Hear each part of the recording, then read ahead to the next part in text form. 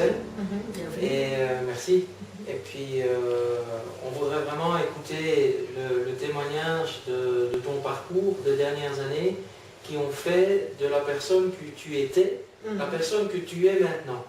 On voudrait comprendre et apprendre de toi ce qui s'est passé dans ta vie et ce que Dieu y a fait. Merci. Donc, ça commence déjà comment je suis grandie.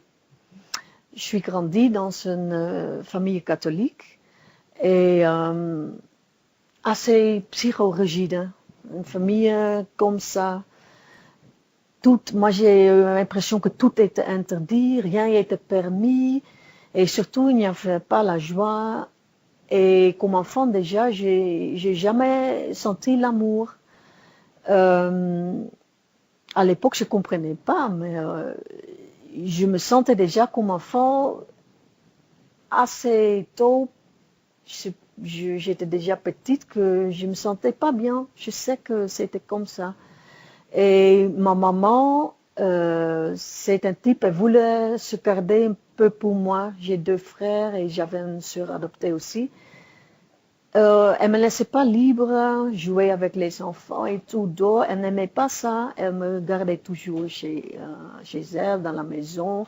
Alors je connaissais pas bien qu'est-ce que c'était de jouer, faire les amitiés et tout. Pour elle, c'était aussi important de réfléchir bien et l'intellect était bien. Alors déjà, avant que j'allais à l'école primaire, moi j'étais l'enfant qui savait déjà lire, écrire et tout. Bon, mon papa, c'était lui qui gagnait l'argent pour la famille. Là où ma maman s'occupait de la maison, les enfants. Mais pour lui, j'ai eu l'impression que c'était en fait trop dur. Il partait avant que nous allions à l'école. Il rentrait le soir, fatigué et pas envie de parler, communiquer et tout. Alors, le contact qu'on avait, qu'il était là autour de la table, on mangeait ensemble, mais surtout pas. C'était tout, quoi. Après le repas, alors il va regarder la télévision, zapper partout. Vous voyez, j'ai jamais eu vraiment contact avec lui à partir d'un certain âge. Et voilà. Moi, je crois il y a des âges que je vais pointer pour sauter vite là où j'ai fait mon tentative. Mais à 12 ans, je voyais aussi un peu la situation du monde. Je voyais la guerre, la famine, les maladies incurables. Alors, je ne me sentais pas bien dans ma vie, dans la famille. Aussi, je voyais le monde. Alors, là, inconsciemment, j'ai déjà pris une décision dans ce monde ici, je ne vais pas grandir. Encore une fois, tout ce que je dis maintenant, hein, ce sont des choses que j'ai compris après, hein, après la restauration, après mon tentative. Mais donc là, 12 ans, à 14 ans, je voulais partir de la maison, je voulais plus vivre avec mes 2 parents. Mais bon, tu vas où? Tu as 14 ans, alors j'étais toujours là, je suis restée. À 16 ans, ma maman fait quelque chose de bizarre. Comme je ne pouvais pas sortir et jouer avec les enfants, les amis et tout, j'allais je faisais une fois par semaine cours de ballet, classique ballet. Là, j'avais une amie et je voulais vraiment aller une fois chez elle pour voir comment elle habitait, visiter et tout. Alors, j'ai fait le démarche à mes parents pour demander si c'est la vacance, est-ce que je peux y aller un jour. Bon, d'abord, c'était, on ne sait pas, demande encore une fois demain. Je ne sais pas, ça a pris toute une semaine, quelque chose comme ça. Après une semaine, quelque chose comme ça. Alors, ma maman a dit, ok, ça va, si la vacance, cette date-là, tu y vas. J'ai été étonnée, mais alors, j'étais contente. La date arrive. alors, le matin, je dis à maman, écoute, je vais partir aujourd'hui chez Brigitte. Et elle dit, tu dis quoi? Je dis, mais on a parlé de ça. Elle dit, j'ai jamais dit ça. Je dis, mais enfin. Et puis, alors j'ai insisté parce que je voulais vraiment y aller. Et à ce moment-là, il y a quelque chose, je sais pas, elle changeait, elle devenait tout rouge et il y a fait une voix bizarre qui sortait d'elle. Elle vient vers moi, elle essaie de me corriger. Oui, c'était comme ça. Bon, moi j'arrive à m'échapper, de m'enfuir. C'était dans leur chambre de mes parents, leur chambre d'amis. J'essaie de m'enfuir. J'appelle mon papa, je voulais dire ce que maman a fait. Il était fâché contre moi parce que le voisin était à côté. Alors il était gêné. Il dit, mais enfin, il ne faut pas inventer des histoires comme ça. Je rentre dans le living et voilà, mes deux parents sont vraiment fâchés sur moi. Ils me donnent un tape. Bon, c'est pour dire, j'avais 16 ans et je dis ça, c'était carrément le point où mon cœur était brisé complètement. Tu vois ta maman qui fait ça, c'est fort, c'était fort. Alors je crois que dans cet âge, je suis vraiment rentrée dans une dépression profonde. Mais bon, je n'étais pas consciente. Pour moi, c'était le monde est comme ça. Là, je crois que je peux y aller à 17, je sors de la maison. À 19, je commence à étudier. Je vais dans une autre ville. À 24, j'ai mon diplôme haute école, thérapeute de théâtre. Et puis, je ne trouve pas du travail. Et comme je n'étais déjà, ça c'était toujours comme ça, je n'étais déjà pas bien dans ma vie, mais ça c'est encore quelque chose qui me rajoutait encore pour, voilà, l'échec, encore déprimé plus. Bon, 4 ans plus tard, à 28 ans, alors je décide, écoute, je vais encore faire une étude, je vais à l'école de théâtre, je déménage encore une fois, je déménage à Amsterdam. Et là, à l'école de théâtre, il y a dans la classe de théâtre, le professeur fait une pièce de Salomé. Il y a aussi des pièces de théâtre, ça c'est l'histoire de Bible, qui est dans la Bible, elle qui demande à la tête de Jean-Baptiste cette histoire-là. Et dans cette année-là, il fait la pièce de théâtre de Salomé. Bon, moi je joue Salomé. Je tombe amoureuse avec cette professeure, lui il tombe amoureuse de moi. Après 3 mois, on habitait déjà ensemble. Lui habitait à Bruxelles, moi à Amsterdam. Alors, je suis déménagée pour lui d'Amsterdam à Bruxelles, mais je ne connaissais pas bien. Vous voyez, 3 mois. Mais voilà, je l'ai fait comme ça. 3 mois après, je tombe enceinte. Et là, il commence à m'enfermer en fait aussi. Vous voyez, parce qu'il pense, oui, maintenant tu as un autre bébé dans ton ventre. Alors moi aussi, je peux dire ce que toi tu peux faire, ce que toi tu peux pas faire comme ça. Vous voyez. Et moi, je suis hollandaise, je suis habituée d'aller chez mon frère partout et tout coupe ici à Bruxelles, j'étais enfermée, je ne pouvais plus sortir, le vélo, je n'avais pas, je ne savais pas conduire, lui, il savait conduire. Donc, vous voyez, il dit, et en plus, c'est dangereux, Bruxelles, je te fais te conduire partout où tu vas. Mais en fait, tu vois, je me sentais enfermée. Bon, il commence un peu à m'insulter. Il dit en rigolant, domhoofd en néerlandais par exemple, mais je sais pas, stupid en anglais, mais en rigolant toujours comme ça. Je me sentais pas bien avec, mais bon, tu vois, ça commence comme ça. Bon, notre fille est née, c'était donc l'été 98. ça devient encore pire, son attitude vers moi. Quand ma fille a 1 an, moi je voulais sortir. Je me sentais plus bien, vraiment plus du tout bien avec lui. Alors je sors un moment, comme ça, je laisse la fille chez lui à ce moment. Et je lui appelle.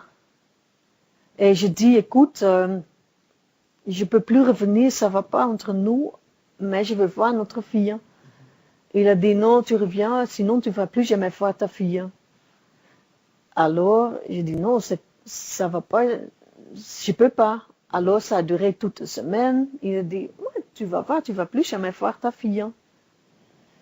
Ok, alors, après une semaine, je suis retournée parce que je savais pas comment faire, je savais pas de ressouler tout ça. En plus, il faut aussi savoir, il m'a introduit dans une secte. Quand j'ai rencontré lui, il faisait déjà des rites pendant 1 an et demi. Ce sont des rites que les Indiens font. Les Indiens qui habitent dans le cœur de l'Amazonie.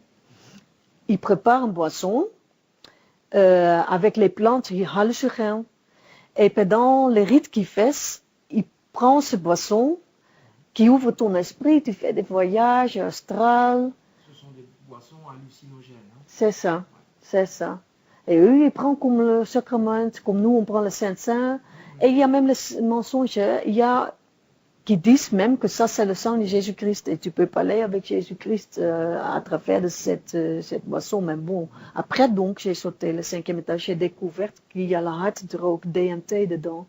Mais bon, là, à l'époque, je ne savais pas. En plus, ils ont un 2e sacrement. Donc, ils prennent un 2e sacrement. Ça, ils font souvent pendant leur pause. Parce que les rites, ça dure des heures. Alors, ils prennent des longues pauses aussi, une demi-heure, parfois même 1 heure.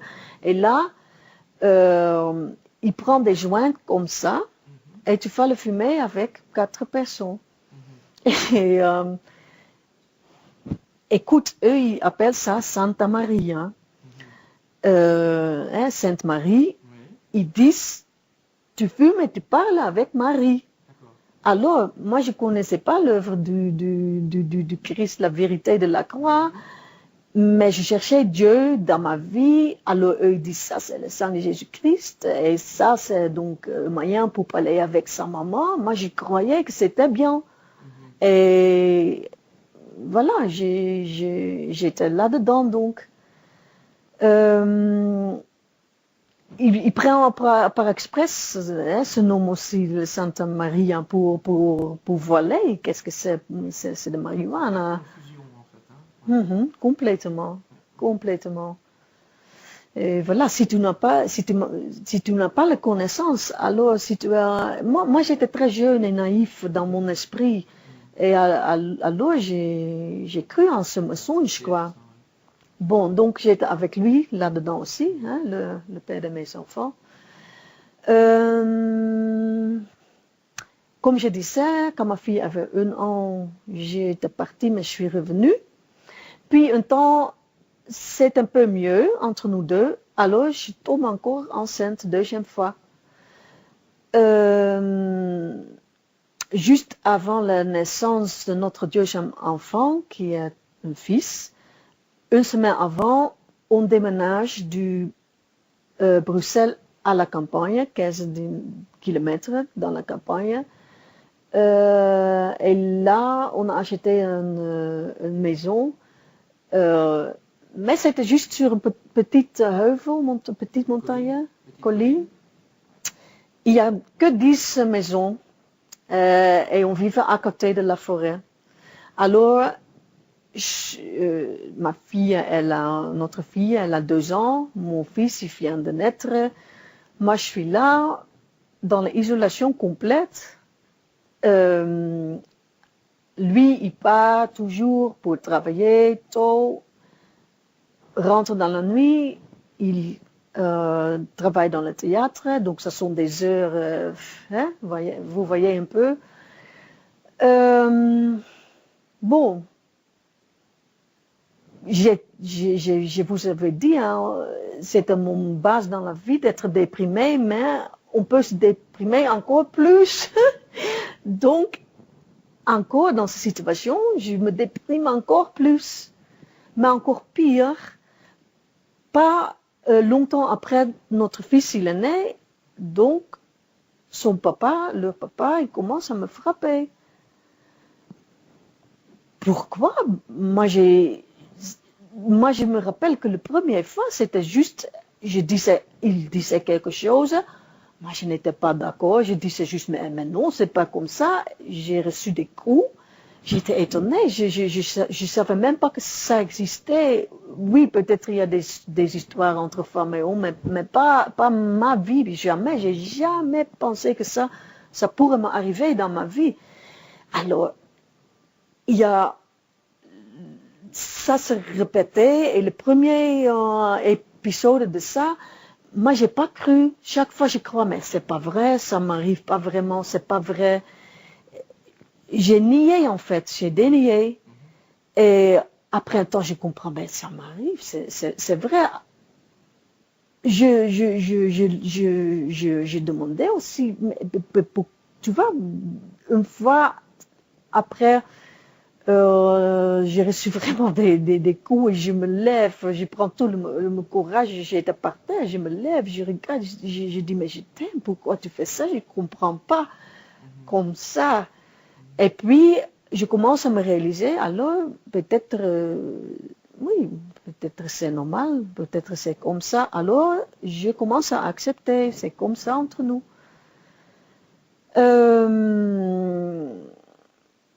Je commence à, là, je crois, oui, au moment où mon fils il a 3 ans, ma fille elle a 5 ans. Je ne supporte plus cette situation, je ne supporte plus. Alors, une fois après le combat entre nous deux, je m'enfuis encore une fois comme ça de notre maison. Je cours pieds nus de petites collines, c'était ça. Hein? Yeah.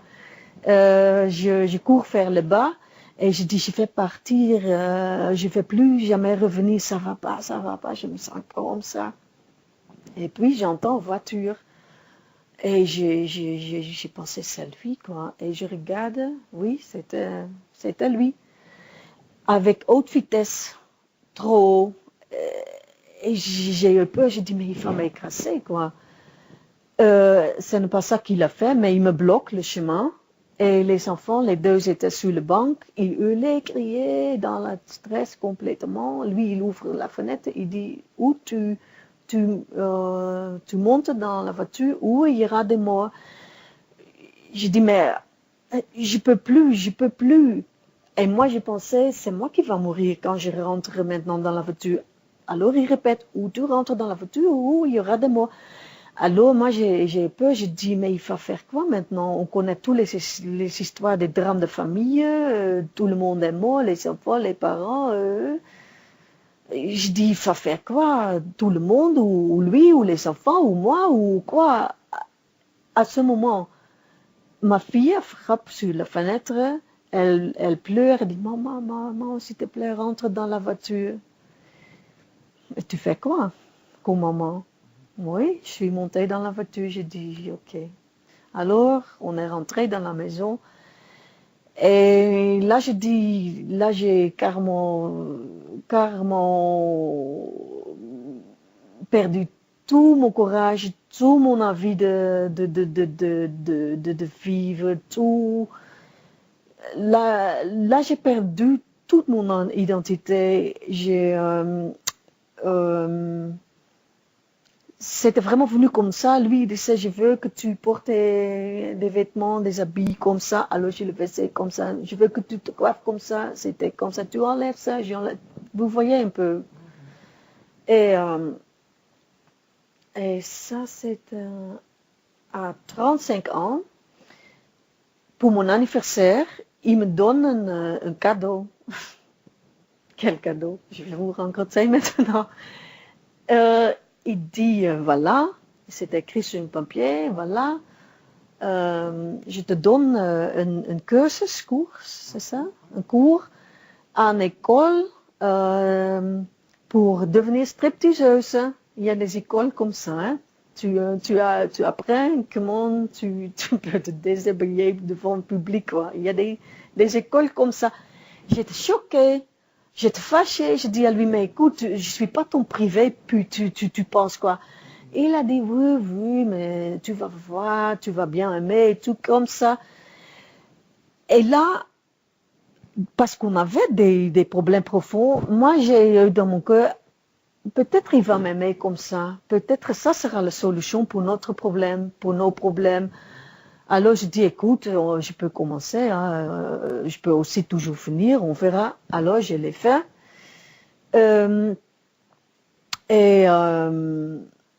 Tu vas là aussi, tu grandis là-dedans, tu rentres dans une école comme ça, et les limites que j'avais naturellement pendant les cours, les gens qui ont les cours comme ça, ils savent bien comment enlever tout ça. Tu veux pas enlever, mais oui. Alors moi aussi, je suis arrivée à ce moment que je dis, ouais, c'est quand même plaisant. Et ça me donnait, pour moi, c'était, moi j'ai fait ça, le bar dancing. Alors, ça demande aussi une technique acrobatique. Il faut faire des trucs acrobatiques, c'est fou, quoi. Alors moi, je me respectais à cause de tout ce qui est vraiment impossible de faire, de danser avec ton corps. Moi, je savais le faire, tu vois. Tu rampes dans le bas comme ça, 2 mètres, et tu mets tes pieds dans l'air et ta tête en bas, et puis tu enlèves les vêtements. Mais moi, j'étais fière d'être capable de ça et danser comme ça. Pour moi, c'était ça. Et c'était ça aussi que je cherchais avec le père de mes enfants. Je dis, il va m'aimer. Hein, il va dire, waouh. Bon, bref, ça a continué. Il m'emmène dans des clubs partout, en Bruxelles, Paris, Berlin, Londres, Amsterdam. Lui, il était toujours là. Et je dansais donc dans les programmes des clubs comme ça. Je n'ai jamais fait ça comme mon job, je n'ai jamais fait ça toute seule, mais on allait dans les clubs comme ça. Oui, mais pas pour gagner mon argent, mais pour notre plaisir, tu vois. Lui, il était toujours là, il me regardait. Je dansais dans le programme des clubs, tous les danseurs, j'avais tout mon place. Bon. Mais tu vois tout ça ensemble, donc la violence qui au contraire n'arrêtait pas à cause des belles danses que je faisais, c'était pas du tout le cas. L'espérance c'était pour rien. Donc ça, et les sectes, et l'état d'être déprimé déjà toujours, et voilà. Tout ça a conduit qu'à un moment, ça c'était donc juin 2007, je ne supportais plus du tout et je ne savais pas le chemin de m'enfuir. Et voilà, je suis sautée au 5e étage. Et donc, ce qui a pour être ma mort, et en plus, ce qui est encore pire, hein, si tu meurs comme ça, tu es parti pour l'enfer jusqu'à l'éternité. Mais gloire à notre Seigneur Jésus-Christ, lui a décidé autrement. Et comme ça, c'est en fait devenu le jour le plus glorieux, le merveilleux jour de ma vie. Parce que là où les médecins disent à mes enfants, viens dire au revoir à ta maman, elle va encore mourir cette nuit, c'est là où Jésus-Christ a sauvé ma vie. Et donc moi je me réveille de mon coma, je ne sais plus, c'était quelques jours, 3, 4, je ne sais plus exactement. Je n'étais pas consciente tout de suite, mais je me réveille sur le soin intensif.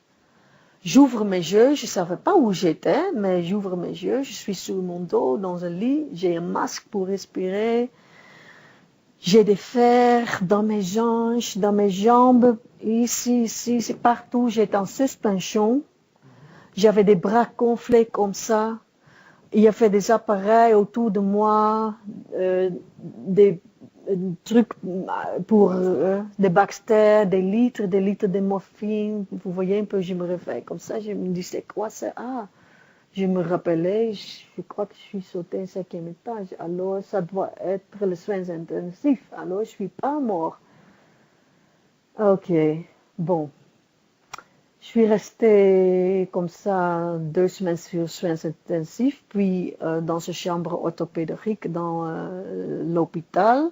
Ça a duré 9 mois sur mon dos, 9 mois dans l'hôpital. Je pouvais même pas aller mon côté à droite, à gauche. Le premier temps, je pouvais même pas manger moi-même, hein, l'infirmière qui vient pour donner à manger, ou mon frère qui venait d'Hollande pour me donner à manger. Vous voyez comme ça, 9 mois sans manger sur mon dos, jour et nuit. Bon, après 9 mois, je suis transportée à centre de rééducation, encore 24 sur 24, 7 sur 7, hein, 7 jours sur 7, 13 mois, donc 9 mois hôpital, 13 mois centre d'éducation, ça fait 22 mois à l'hôpital. Mais le premier jour, quand je rentre à centre de rééducation, il me met pour la première fois, après 9 mois, dans ce chaise roulante. Et je ne sais pas comment est-ce que c'est possible. Le Seigneur était déjà dans ma vie. Sans moi, j'étais consciente que c'était quoi. Bizarrement, je me sentais bien, quoi. J'étais dans ma chaise roulante, je dis, mais ça va, quoi. Pourtant, le papa de mes enfants, dans cette époque-là, il est venu vers moi. Il dit, voilà, maintenant, tu n'es plus bienvenu. Quand l'hôpital s'est venu, tu rentres plus dans la maison. Mais là, c'était pas moi qui voulais me séparer. Hein. Pour moi, là, non. Là, je me disais, mais avec quel futur? J'ai pas le travail, j'ai pas... Il voulait la maison, il dit, voilà, notre maison, je veux ta part aussi. Je dis, les jambes comme ça, pas de travail, pas de maison, avec quel futur? Je voulais pas me séparer. Mais, voilà, je n'ai pas le choix, mais je n'ai pas paniqué quand il dit ça. Dans une façon, je me sentais bien. Et je dis, bon, on verra. J'ai quitté l'hôpital, alors il a dit, j'étais 35% propriétaire de la maison. C'est un peu style villa. Il a dit, je te donne 10 000 euros. Je dis, tu rigoles, 10 000 euros, enfin. Mais j'ai compris, il a dit, oui, c'est tout. Et j'ai compris, si je ne veux plus, ça sera encore la bagarre entre nous. Je dis, il y a juste une chose que je veux, c'est la paix entre nous. Si c'est pour 10 000 euros, la paix, c'est bon. Moi, je ne sais pas de quoi je dois vivre, j'ai aucune idée, mais tant pis, j'accepte. Je sors à l'hôpital. Miraculeusement, hein, le Seigneur me donne 13 000 euros sur mon banque de compte de la part de Mutuelle. Tout de coup, il me dit, ah oui, madame, vous avez le droit sur 13 000 euros. Je dis, ok. C'était tout de suite après que j'ai quitté l'hôpital. Alors, je dis, ok, ça va. Alors, je vais chercher un appartement et on verra. Bon, je trouve un appartement. C'était pas tout de suite celui-là. Ça a duré 3 mois, là où on te surveille encore avec les médecins. Mais moi, je ne voulais plus qu'être gardée. Donc, j'ai trouvé là où j'habite maintenant. J'ai prié. Aussi, tout de suite après, j'ai quitté l'hôpital. J'ai dit, Seigneur, mon Dieu, je sais que tu existes, parce que sinon, moi, j'étais déjà mort. Alors, montre-moi une église où toi tu es, parce que j'ai pas trouvé dans ma famille, chez les catholiques, j'ai pas trouvé dans ces sectes indiens. J'ai cru de trouver Dieu, c'était pas le cas. Alors, où tu es? C'est comme ça que je suis dans ma chaise roulante. Je glisse du trottoir vers la rue, je crie. J'ai peur des voitures qui peuvent venir. Mais il y a de l'autre côté une femme africaine qui court vite vers moi. Elle pousse mon chaise roulante sur le trottoir.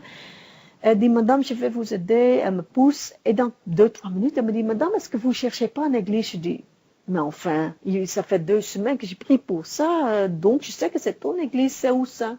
Bon, c'est comme ça que je rentre dans les églises évangéliques, protestantes évangéliques.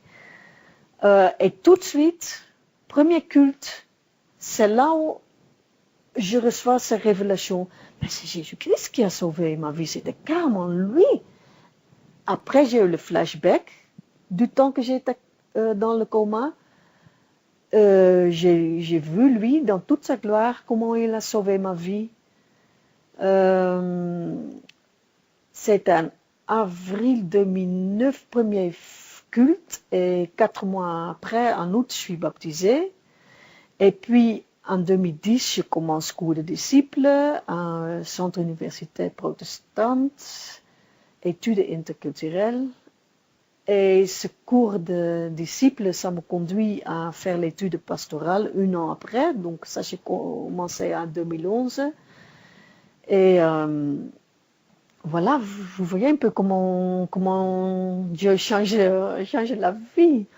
Je suis dans son œuvre, chaque culte, chaque enseignement, je suis là à l'église, j'aime bien me nourrir comme ça, j'aime bien d'étudier, j'aime bien, et surtout aussi que, vous voyez, c'est au premier étage ici, hein, vous avez remarqué, hein. J'ai jamais eu de problème, je monte, il n'y a pas l'ascenseur, je monte l'escalier comme ça, j'ai abandonné la chaise roulante en 2010, je n'utilise même plus du tout, je fais tout seul, même les cours, je prends un sac à dos, je fais les cours et tout. Dernière chose qui est importante, que je dois encore rencontrer peut-être, par rapport aux enfants. Quand j'ai trouvé l'appartement, donc là on est, ça c'était l'été 2009, 2 ans donc après mon tentative, j'ai l'appartement et alors moi je veux les enfants 1 semaine sur 2. Je dis ça à le papa, il dit non jamais, moi je veux le quart de 100%. Je dis mais toi tu es le papa, moi je suis la maman, alors 1 semaine sur 2. Il dit non. Et si tu veux ça, moi je vais appeler la justice de la jeunesse et tu vas voir, tu n'auras pas le garde. Moi je dis mais pourquoi tu fais ça? Pourquoi? On peut régler ça entre nous. Bon, il a insisté. Je reçois donc lettre de son avocate. Madame est-tu folle, pas capable de s'occuper de ses enfants. Elle a sauté le 5e étage. Je lui appelle, je dis, s'il te plaît, à nous ce processus. Pourquoi tu fais ça? Est-ce que tu veux que je rencontre devant la justice de la jeunesse? Pourquoi ça elle est mal avec moi? Pourtant, moi, je n'étais jamais chez la police quand j'avais les bleus partout et tout ce que tu as fait. Moi, je sais qu'il a fait plus que seulement ça, mais si toi, tu vas me dire que je suis une folle, moi, je vais te répondre comme ça. Il dit, oui, essaye, tu n'as pas les preuves. Bon, j'ai trouvé des amis qui ont écrit les témoignages. Dans la même époque, il a fait une campagne de Amnesty International. Carrément, la campagne, c'était que la violence domestique conduit à la suicide et à un meurtre. Alors, j'avais tout ça, vous voyez. Donc, mon avocat dit, on va te donner raison, hein, il n'y a pas de problème, la justice de la jeunesse. Mais, pendant la préparation de ce processus, il y a un jour que je vais à l'école de mes enfants.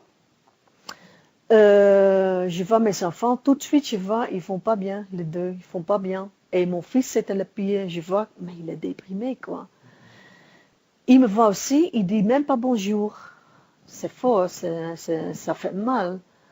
Ma fille, oui, elle dit bonjour, je parle un peu avec elle, je veux partir, je veux dire au revoir. Mon fils, on ne dit pas au revoir. Alors moi, je rentre chez moi, je pleure, je hurle, je dis Seigneur, je fais quoi maintenant?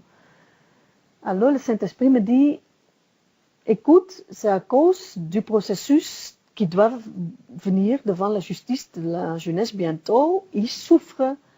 Papa, maman, quand vous étiez ensemble, toujours la bagarre. Et maintenant, c'est pareil, mais les disputes, ça continue comme ça. Ils ne se portent pas, c'est pas bien pour les enfants. Alors,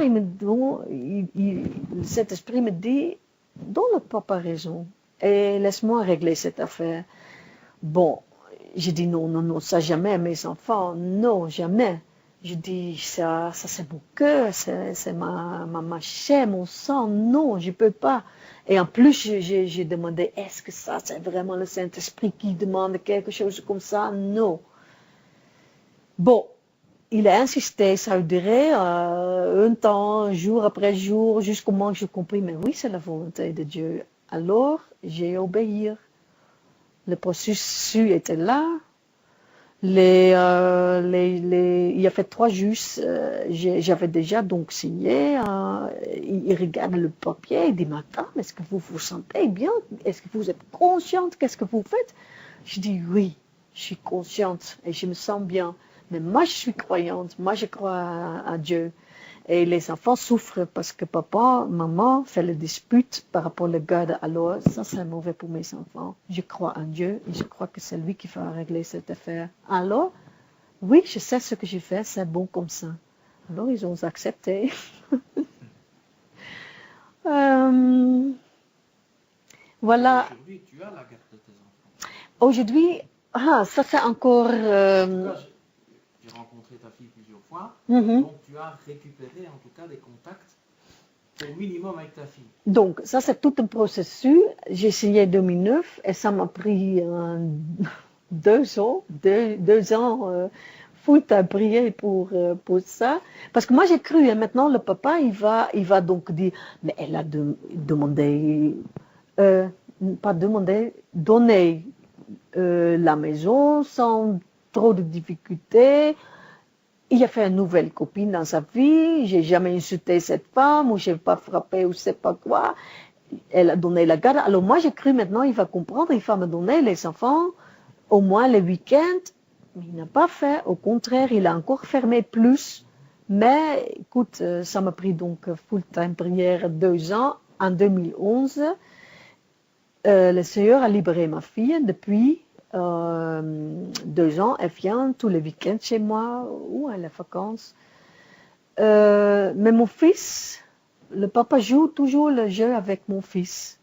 Lui, je ne vois rarement, sauf si c'est son anniversaire, mon anniversaire, Noël, hein, comme ça.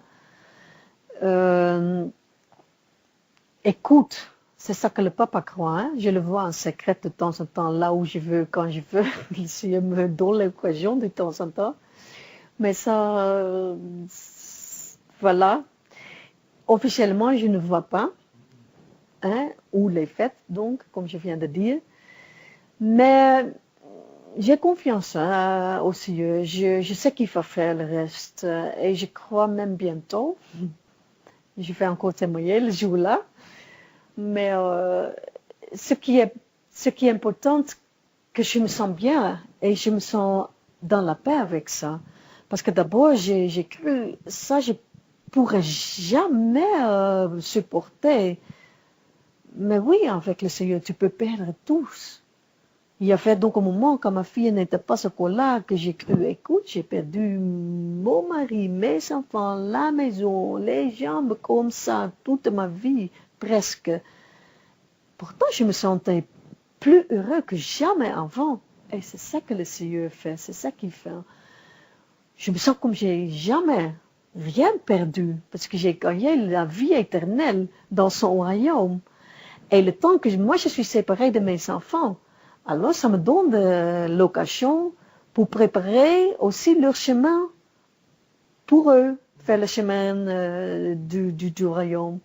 Le temps que je ne dois pas préparer le repas de mon fils ou amener à l'école, c'est ce temps-là que je peux prier, et c'est de ce temps-là que Dieu prépare aussi son chemin, faire son royaume, quoi. Je crois que là, je crois que c'est ça. Je sais pas, j'ai oublié encore quelque chose. Non, non, c'est bien, c'est bien, c'est bien. Ça, c'est l'essentiel. Ça va contenir je vais terminer maintenant. Mhm. Est-ce qu'on fait encore un plan? Ouais.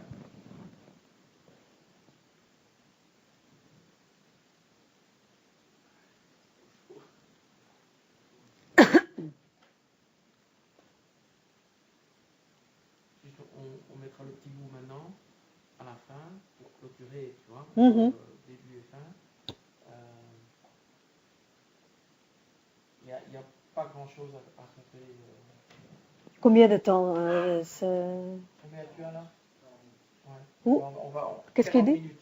Tu vois, c'est quand même. Mais Hein? on va couper les petits Yeah, morceaux yeah, qui ne sont pas essentiels dans cette yeah, partie-là.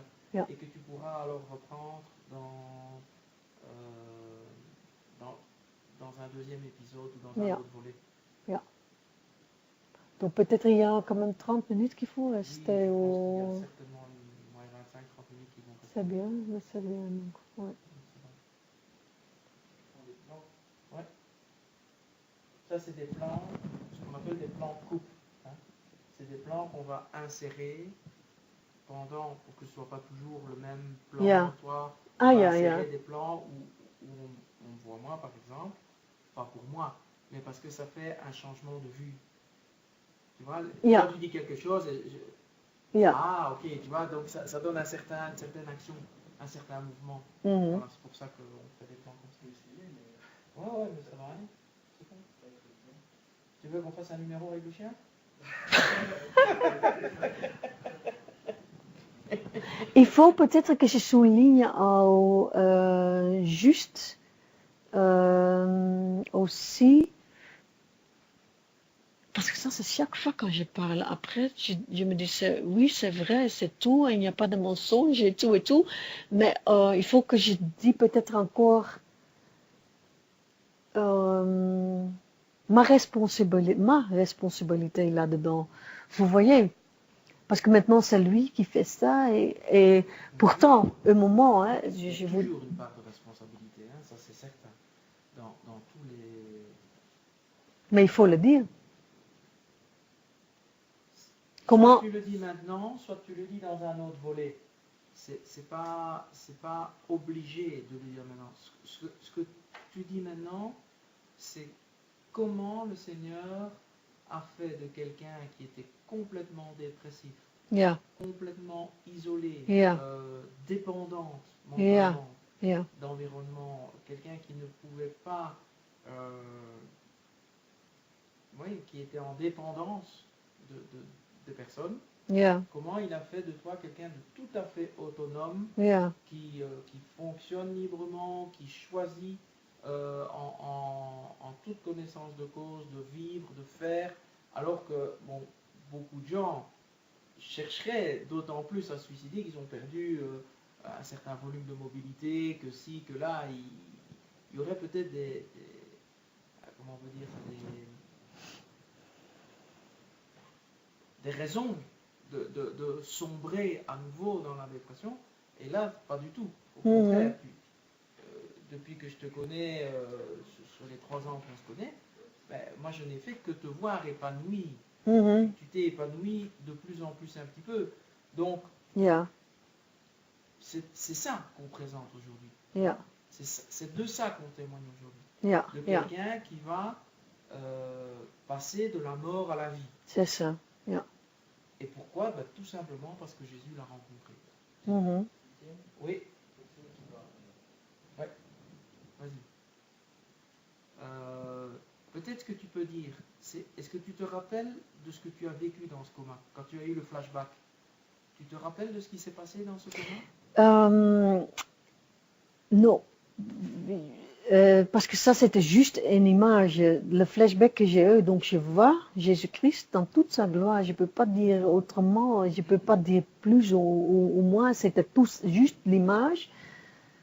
Et et voilà qu'il était là.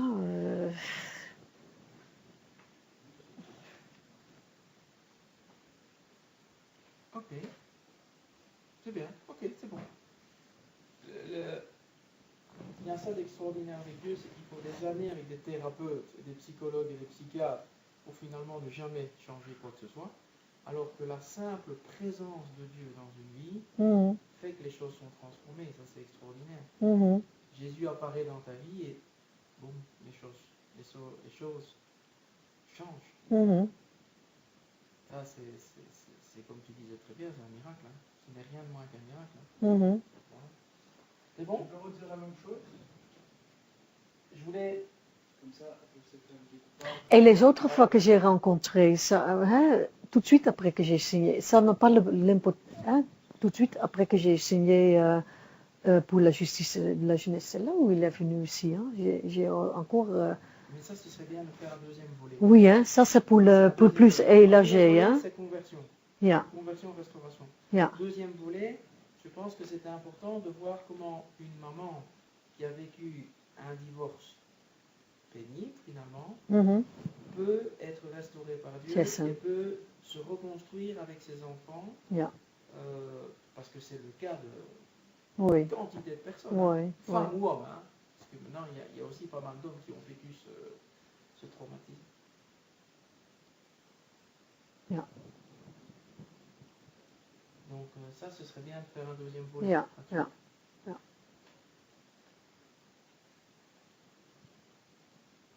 Un autre volet, ce serait intéressant de voir ce que Dieu a mis sur ton cœur, parce que tu parles d'institut pastoral, d'école de disciples. Pourquoi? Mhm. Donc c'est peut-être bien de dire, voilà, mais ce que je ne comprenais peut-être pas à l'époque, hein, j'ai été conduite à me former, mais le but de tout ça, c'est finalement de pouvoir aider d'autres. Mhm. Donc ce travail d'aide que Dieu a mis sur ton cœur, de pouvoir faire auprès des personnes, etc., ça peut être